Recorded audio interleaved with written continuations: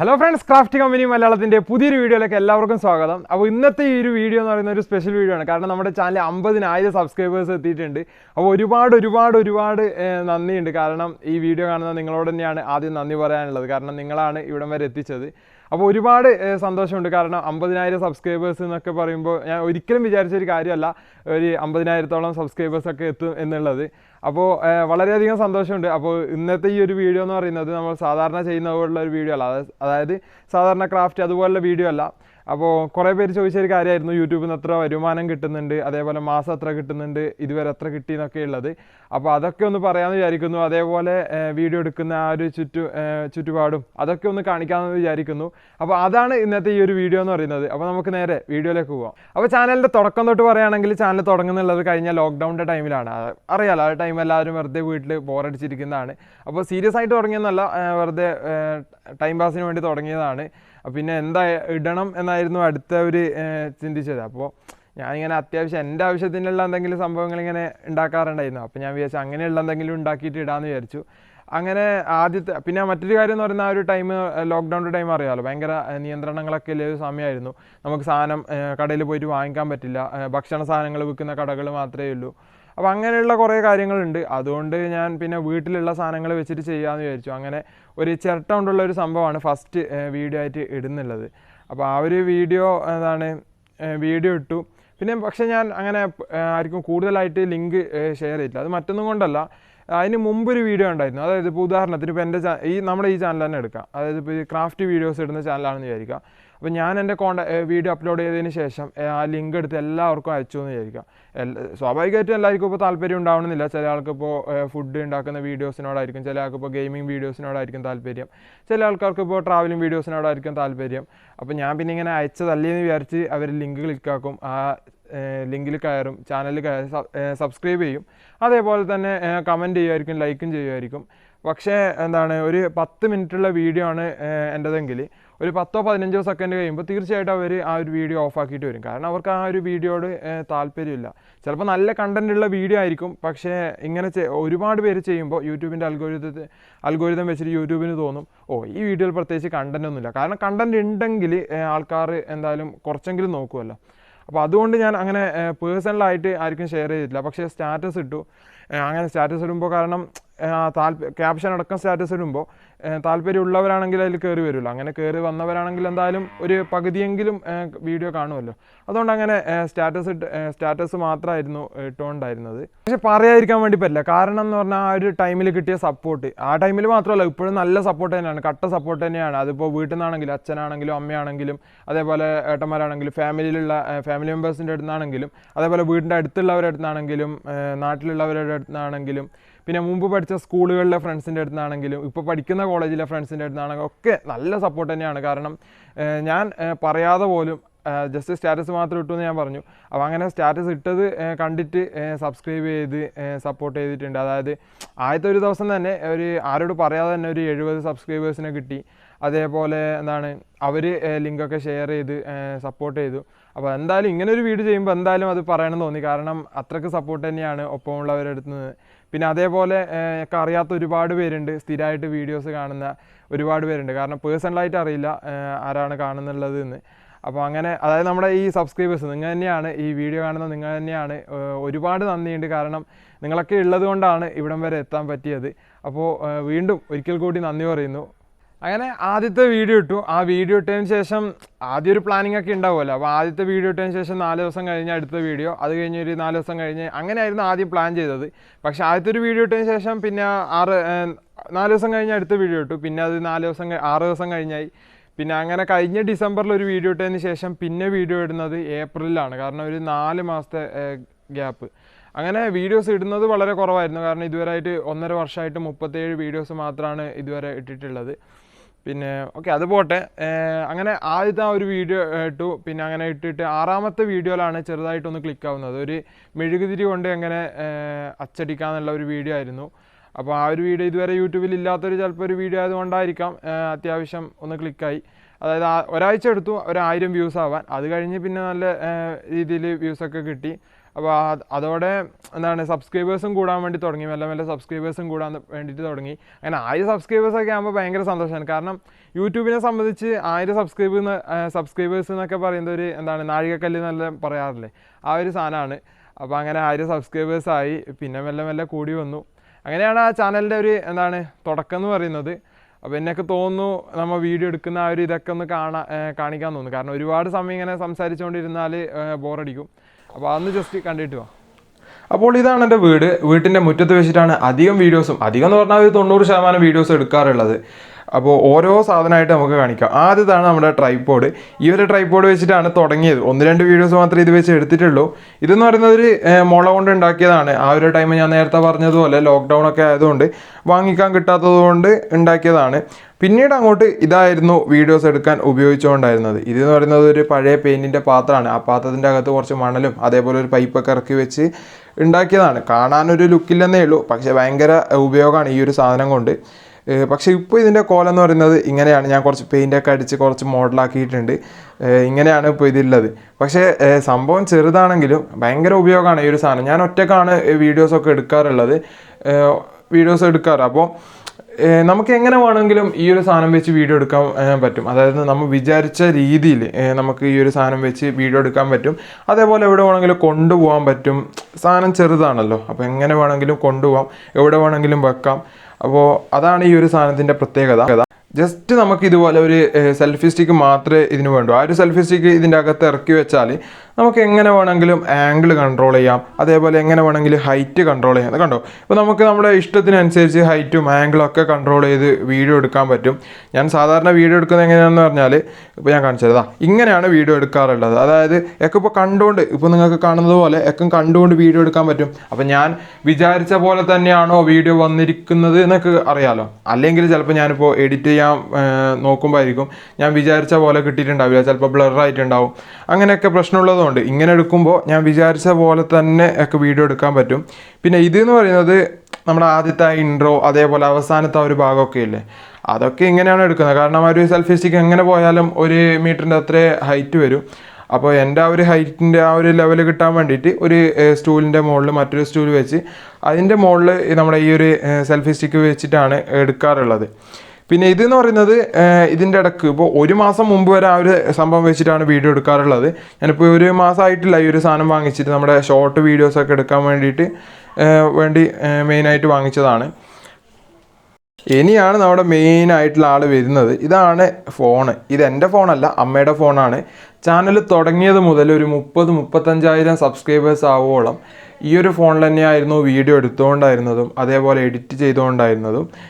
ഇത് റെഡ്മിയുടെ 7A എന്ന് പറയുന്ന ഒരു മോഡലാണ്. ആ ഒരു ചാനൽ തുടങ്ങുന്ന ടൈമിൽ ഇത് പുതിയ ഫോണായിരുന്നു. അതുകൊണ്ട് തന്നെ നല്ല രീതിയിൽ വീഡിയോ ക്വാളിറ്റിയും അതേപോലെ ഒക്കെ തരുന്നുണ്ടായിരുന്നു.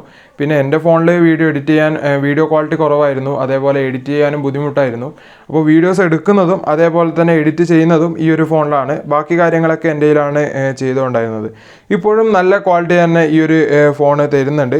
അത്യാവശ്യം നല്ല ക്വാളിറ്റി തന്നെ തരുന്നുണ്ട് ഈ ഒരു ഫോണ്. ഇതായിരുന്നു എൻ്റെ ഒരു ഫോൺ എന്ന് പറയുന്നത്.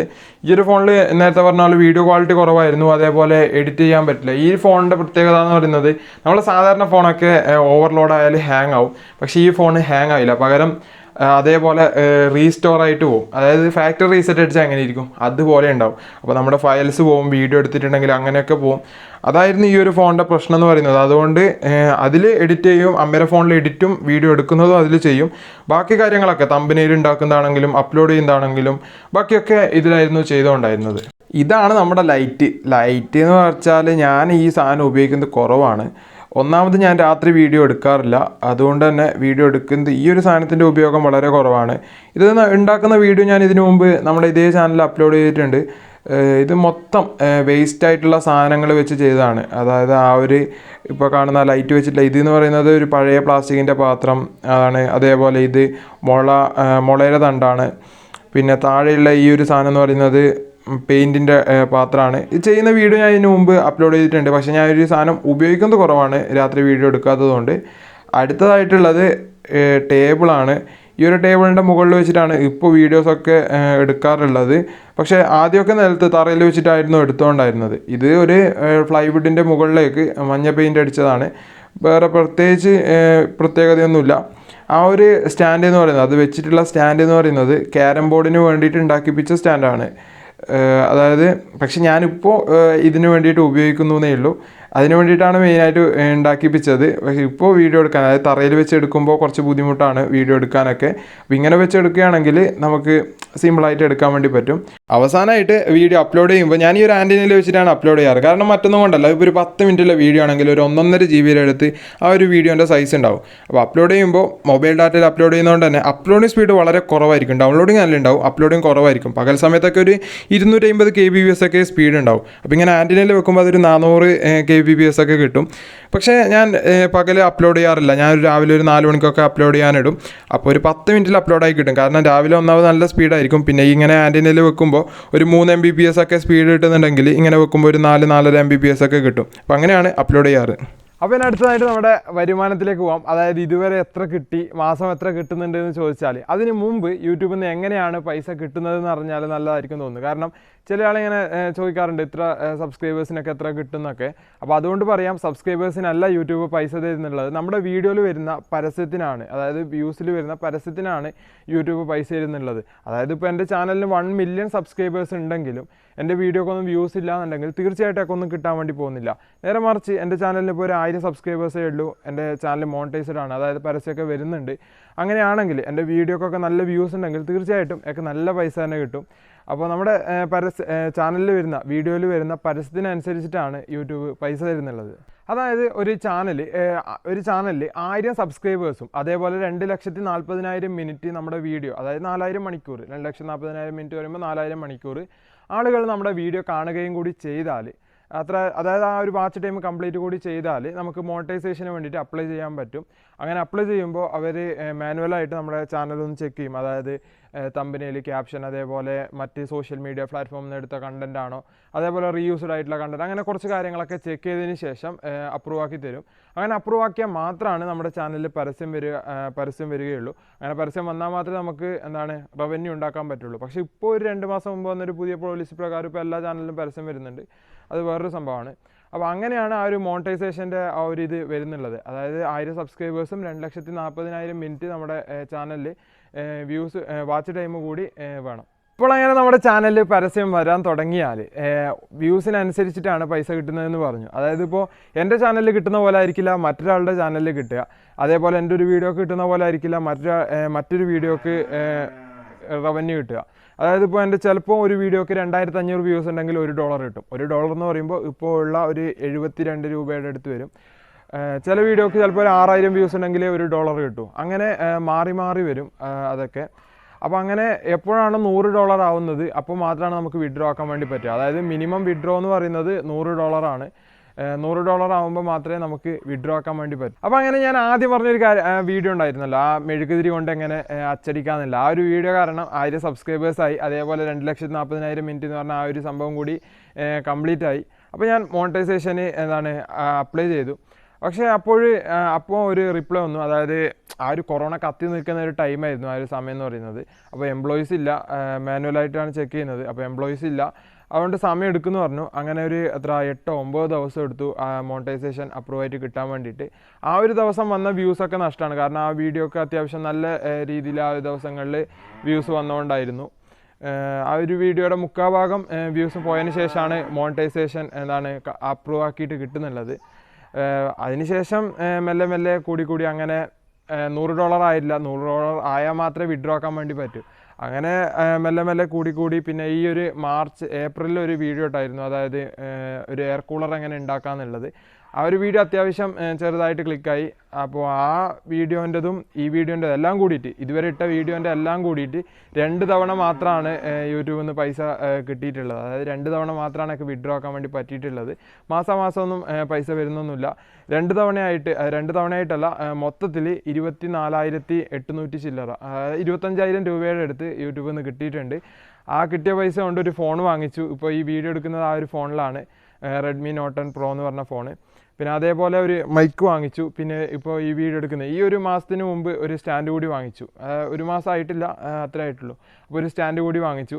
പിന്നെ ചിലവ് എന്ന് പറയാൻ അത്യാവശ്യം നല്ല ചിലവുണ്ട്. കാരണം സാധനങ്ങൾക്കൊക്കെ ചിലവുണ്ട്. പെയിൻ്റ് ആണെങ്കിലും പശയാണെങ്കിലും പിന്നെ ഇലക്ട്രോണിക് സാധനങ്ങളാണെങ്കിൽ പ്രത്യേകിച്ച് നല്ല ചിലവ് തന്നെയാണ്. പിന്നെ അതേപോലെ എല്ലാ വീഡിയോസും സക്സസ് ആവണമെന്നില്ല, സക്സസ് ആയ വീഡിയോസ് മാത്രമേ എന്താണ് അപ്ലോഡ് ചെയ്യാറുള്ളൂ. അങ്ങനെയാണ് ആ ഒരു ഇതൊക്കെ വരുന്നുള്ളത്. അപ്പോൾ കുറേ നാളായിട്ട് ചെയ്യണമെന്ന് വിചാരിച്ചൊരു വീഡിയോ ആയിരുന്നു, പക്ഷെ പല കാരണങ്ങൾ കൊണ്ടും ചെയ്യാൻ വേണ്ടി പറ്റിയില്ല. പിന്നെ ഒരു കാര്യം പറയാൻ വിട്ടുപോയത് ഷോർട്സിൻ്റെതാണ്. അതായത് ഷോർട്സ് ഇട്ട് വരുമാനം ഉണ്ടാക്കാമെന്ന് വിചാരിച്ച് കാര്യമില്ല. കാരണം ഞാനിപ്പോൾ അവസാനം ഇട്ട 3 എന്ന് പറയുന്നത് ഷോർട്ട് വീഡിയോസാണ്, അതായത് 1 മിനിറ്റിൽ താഴെയുള്ള വീഡിയോസ്. അപ്പോൾ അതിൽ പരസ്യം വരുന്നത് കുറവാണ്. നമുക്കറിയാമല്ലോ, ടിക്ടോക്കൊക്കെ പോലെ ഇങ്ങനെ സ്വൈപ്പ് ചെയ്ത് മേലോട്ട് പോകുന്നതാണ്. അപ്പോൾ അതിൻ്റെ ഇടയിൽ പരസ്യം വരാൻ വേണ്ടി ചാൻസ് ഇല്ല. അങ്ങനെ ആ ഒരു വീഡിയോക്ക് ഉദാഹരണത്തിന് ഏറ്റവും ലാസ്റ്റ് ഇട്ടൊരു വീഡിയോ ആണെങ്കിൽ അതിനൊരു 12 ലക്ഷത്തോളം വ്യൂസ് ഉണ്ട്. പക്ഷേ അതിന് കിട്ടിയ വരുമാനം എന്ന് പറയുന്നത് $0.77, അതായത് ഒരു 57 രൂപയുടെ അടുത്ത്. അതായത് 12 ലക്ഷം വ്യൂസ് ഉണ്ടായ ആ ഒരു വീഡിയോക്ക് 57 രൂപ മാത്രമാണ് കിട്ടിയിട്ടുള്ളത്. അപ്പോൾ ഷോർട്സ് ഇട്ട് വരുമാനം ഉണ്ടാക്കാമെന്ന് വിചാരിച്ചിട്ട് കാര്യമില്ല. ഞാൻ വീഡിയോസ് ഇടുന്നത് കുറവായതുകൊണ്ട് തന്നെ വ്യൂസ് കുറവാണ്. അതായത് ഞാൻ ഇപ്പോൾ ഇന്നൊരു വീഡിയോ ഇട്ടു, അത് കഴിഞ്ഞ് ചിലപ്പോൾ ഒരു മാസം കഴിഞ്ഞിട്ടായിരിക്കും അടുത്ത വീഡിയോ ഇടുന്നത്. പിന്നെ അത് കഴിഞ്ഞ് ഒരു 10 ദിവസം കഴിഞ്ഞ് മറ്റൊരു വീഡിയോ ഇടും. പിന്നെ ഒരു 2-3 ദിവസം കഴിഞ്ഞ് ഒരു വീഡിയോ ഇടും. പിന്നെ ഒരു 2 മാസം കഴിഞ്ഞിട്ട് അടുത്ത വീഡിയോ ഇടും. അങ്ങനെ ഒരു ഓർഡർ ഇല്ലാത്തതുകൊണ്ട് തന്നെ ചാനലിൻ്റെ റീച്ചും അത്യാവശ്യം നന്നായിട്ട് കുറഞ്ഞു. വീഡിയോ ഇടുന്നുണ്ടെങ്കിൽ സ്ഥിരമായിട്ട് ഇടണം. അതായത് ഇപ്പോൾ ഒരു 5 ദിവസത്തിൽ ഇടവേളയിൽ ഇടുന്നുണ്ടെങ്കിൽ ഒരു 5 ദിവസത്തിൻ്റെ കണ്ടിന്യൂ ആയിട്ട് ഒരു 5 ദിവസം കഴിഞ്ഞ് അടുത്ത വീഡിയോ അങ്ങനെ ഇടുന്നുണ്ടായിരുന്നുവെങ്കിൽ നല്ല വ്യൂസ് കിട്ടുമായിരുന്നു. പക്ഷേ ഇതിങ്ങനെ തോന്നിയ പോലെ ഇട്ടതുകൊണ്ട് വ്യൂസൊക്കെ നല്ല രീതിയിൽ കുറഞ്ഞു. എന്നെ പരിചയപ്പെടുത്താൻ വിട്ടുപോയി. എൻ്റെ പേര് സഞ്ജയ് എന്നാണ്. സ്ഥലം എന്ന് പറയുന്നത് കാസർഗോഡ് ജില്ലയിലെ ചെമ്മനാട് പരവനടുക്ക് എന്ന് പറഞ്ഞ സ്ഥലമാണ്.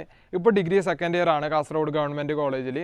പിന്നെ കൂടുതലായിട്ട് പറയാമെന്ന് വെച്ചാലൊന്നുമില്ല, കാരണം അന്നേ ചെയ്യണമെന്ന് വിചാരിച്ചൊരു വീഡിയോ ആയിരുന്നു. ആ ഒരു ഫസ്റ്റ് റവന്യൂ കിട്ടിയ ഒരു ടൈമിൽ ചെയ്യണമെന്ന് വിചാരിച്ച വീഡിയോ ആയിരുന്നു. പക്ഷേ പല കാരണങ്ങൾ കൊണ്ടും വൈകിപ്പോയി. കൂടുതലൊന്നും പറയാനില്ല. എപ്പോഴും പറയുന്നത് പോലെ തന്നെയാണ്, വീഡിയോ ഇഷ്ടമായാൽ തീർച്ചയായിട്ടും ചാനൽ ഒന്ന് സബ്സ്ക്രൈബ് ചെയ്യുക. ഒപ്പം വരുന്ന ബെൽ ബട്ടൺ എന്തായാലും എനേബിൾ ചെയ്ത് കൊടുക്കാം. മറ്റൊരു വീഡിയോ ആയി കാണുന്നത് വരെ ഗുഡ് ബൈ.